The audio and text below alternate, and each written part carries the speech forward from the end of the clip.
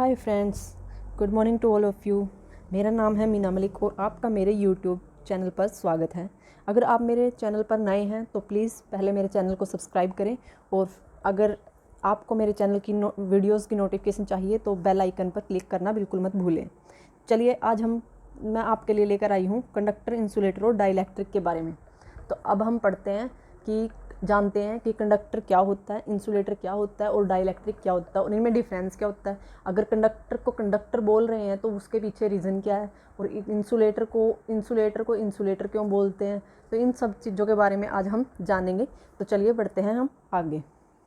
तो हमारे पास first of all है यहाँ पे conductor, a substance which can be used to carry or conduct electric charge from one place to another is called conductor.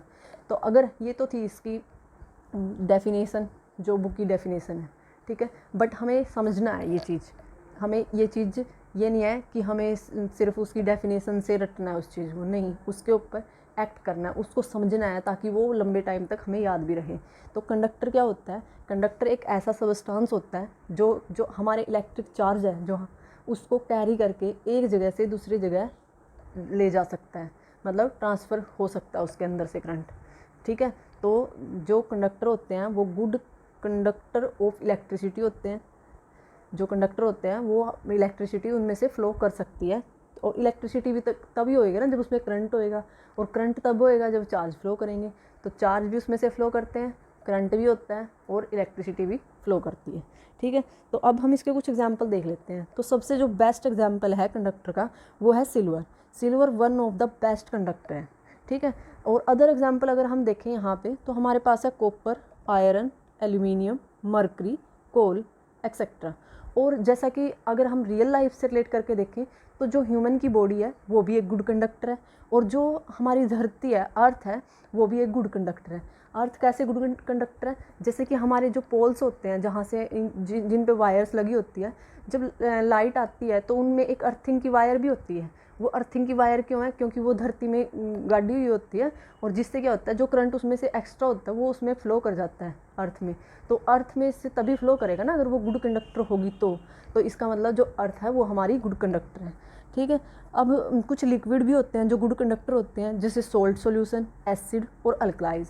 अब salt solution का example तो आपने 3 इडियट मूवी देखी है, तो उसके अंदर क्या होता है, जब रैगिंग कर रहे होते हैं जो न्यू स्टूडेंट आते हैं उनकी, तो एक सीनियर आता है, वो उनके रूम के सामने सूसू करके करता है। तो वो क्या करता है, उसको पता है जो उसमें रणछोड़ दास होता है कि ये गुड कंडक्टर ऑफ इलेक्ट्रिसिटी होती है, तो वो क्या करता है कि अपनी जो चम्मच है ना, चम्मच के ऊपर चम्मच के साथ वायर लगा के और उसको ना इलेक्ट्रिसिटी करंट प्रोवाइड करवा देता है, जिससे जब वो उसके ऊपर सूसू करता है तो सूसू क्या होता है, सोल्टी होता है, तो वो उसके अंदर करंट फ्लो कर जाता है। तो ऐसे वो अपनी रैगिंग का उल्टा जो उसको रिप्लाई देता है, ठीक है। तो हमारी लाइफ में भी बहुत सारे एग्जाम्पल ऐसे होते हैं जिनसे हम बहुत कुछ सीख सकते हैं।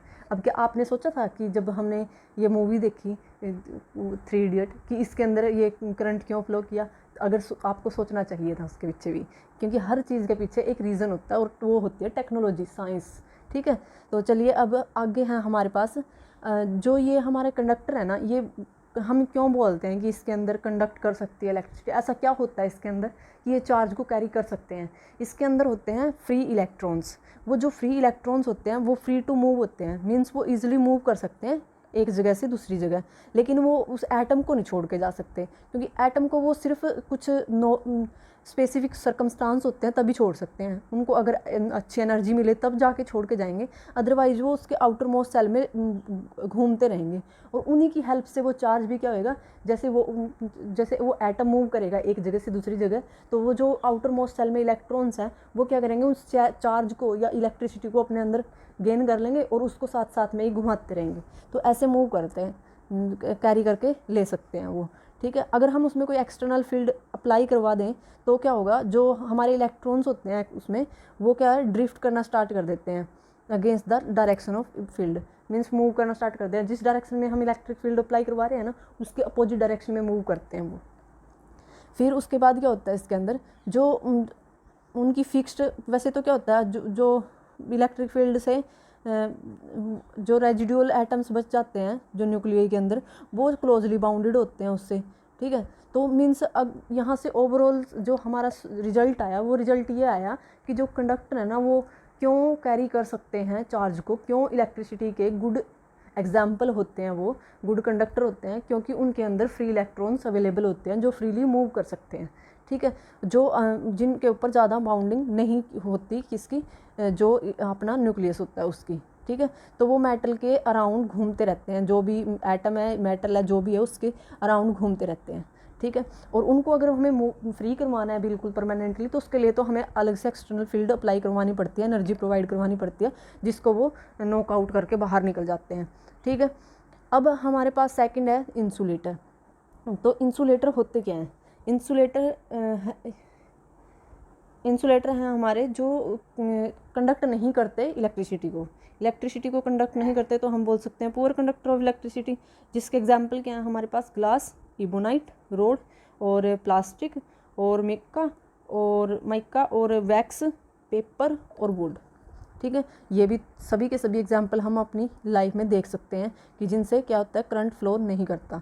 लेकिन हमें ये पता है कि जो ये नॉन कंडक्टर होते हैं, नॉन कंडक्टर जैसे इबोनाइट रोड का पिछली वीडियो में भी मैंने एक वो बनाया था इसके बारे में कि जब इबोनाइट रोड को सिल्क क्लॉथ के साथ हम रब करते हैं तो इसके ऊपर चार्ज आ जाता है, नेगेटिव चार्ज।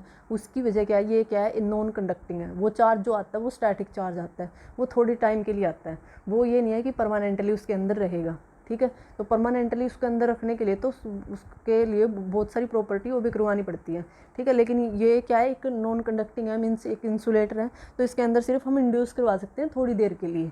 इसका मतलब ये नहीं है कि हम परमानेंट उसके अंदर रख सकते हैं। तो वो वैसे तो बेड कंडक्टर होते हैं, ठीक है, मीन्स इंसुलेटर होते हैं, या फिर पुअर कंडक्टर भी बोल सकते हैं। इसका रीज़न क्या है कि क्यों होते हैं ये, क्योंकि इसके अंदर क्या है, जो फ्री इलेक्ट्रॉन्स हैं वो स्मॉल नंबर होते हैं, बहुत कम।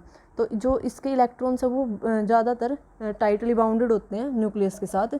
तो वो अपना न्यूक्लियस क्या है, उसका पेरेंट है ना, तो वो अपने पेरेंट्स के साथ टाइटली बाउंड होते हैं, वो फ्रीली मूव कर नहीं सकते। तो वो कैसे प्रोसेस करेंगे चार्ज को, ठीक है। तो जो an insulator does not possess freely movable charge, इसलिए जो एक इंसुलेटर है वो जो फ्रीली मूव करने वाला चार्ज है ना उसको पोसेस नहीं कर सकते, अपने अंदर ले नहीं सकते, इसलिए फेल हो जाते हैं ये कंडक्ट करने में इलेक्ट्रिसिटी को, ठीक है। अब जो थर्ड पॉइंट है वो थर्ड पॉइंट है हमारे पास डाई इलेक्ट्रिक।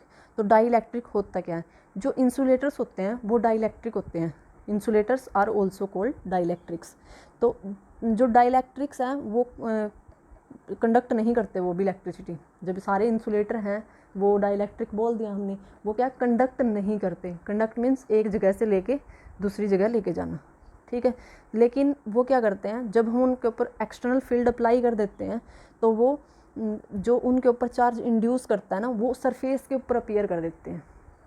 मीन्स वो एक जगह से दूसरी जगह लेके जाने में सक्षम नहीं है, लेकिन उनके ऊपर जब चार्ज इंड्यूस होता है तो उनके जो सरफेस है उनके ऊपर शो होना स्टार्ट हो जाता है। तो इंसुलेटर तो बिल्कुल कुछ नहीं कर सकते थे, उसके अंदर से ना पास कर सकता था, कुछ नहीं हो सकता था। लेकिन कुछ जो डाइलेक्ट्रिक्स होते हैं वो जब electric field external electric field apply करवाई जाती है तब वो क्या करते हैं, अपने सरफेस के ऊपर चार्ज शो करते हैं। तो मीन्स हम ये कह सकते हैं कि डाइलेक्ट्रिक एज इंसुलेटिंग मटीरियल, जो डाइलेक्ट्रिक्स हैं वो एक इंसुलेटर मटेरियल के ऊपर हो सकता है, which transmit electric effect without conducting. वो कंडक्ट नहीं करता लेकिन जो उसका इफेक्ट है, इलेक्ट्रिक इफेक्ट है, वो ट्रांसमिट कर देता है, क्योंकि उसके सरफेस पे आ जाता है ना चार्ज, तो उस चार्ज की हेल्प से वो कर देता है। तो इसका एक एग्जांपल अगर हम देखना चाहें तो हमारे पास कैपेसिटर है, कैपेसिटर के अंदर भी डाइलेक्ट्रिक ही फॉर्म होता है ना, ठीक है। तो ये था हमारा डाइलेक्ट्रिक। तो अब हम ये अब हमें पता कैसे करना है कि ये गुड कंडक्टर है, ये बैड कंडक्टर है। जब गुड कंडक्टर के ऊपर अगर चार्ज ट्रांसफ़र होता है ना तो वो बिल्कुल डिस्टर्ब हो जाता है, बिल्कुल जैसे जब हमें झटका लगता है, जब हमें से चार्ज ट्रांसफ़र होता है तो हम हिल जाते हैं, बिल्कुल ऐसे ही क्या है जो कंडक्टर होता है वो हिल जाता है। लेकिन इंसुलेटर के ऊपर कोई फ़र्क पड़ता नहीं, उसकी जो पोजीशन है वो बिल्कुल सेम रहती है। चाहे आप जो लकड़ी का कोई भी मटेरियल लेके अगर उसके ऊपर हम वायर रख दें जिससे इलेक्ट्रिसिटी आ रही होती है तो उसको कोई फ़र्क नहीं पड़ेगा, वो वहीं रहेगा। लेकिन अगर हम वायर लेके और उसको किसी लोहे की छड़ या फिर जो भी गुड कंडक्टर हैं हमारे पास उनसे अगर कॉन्टैक्ट करवाएंगे तो वो क्या होगा, अपनी जगह चेंज कर देगा, मीन्स वो मूव कर जाएगा वहाँ से, उसको भी एक झटका सा फील होगा, ठीक है। तो ये था हमारा डाइलेक्ट्रिक्स। तो हंसते रहिए, मुस्कुराते रहिए। आज के लिए इतना ही। आई होप कि आपको ये अच्छे से समझ में आया हो, और मिलते हैं नेक्स्ट वीडियो में।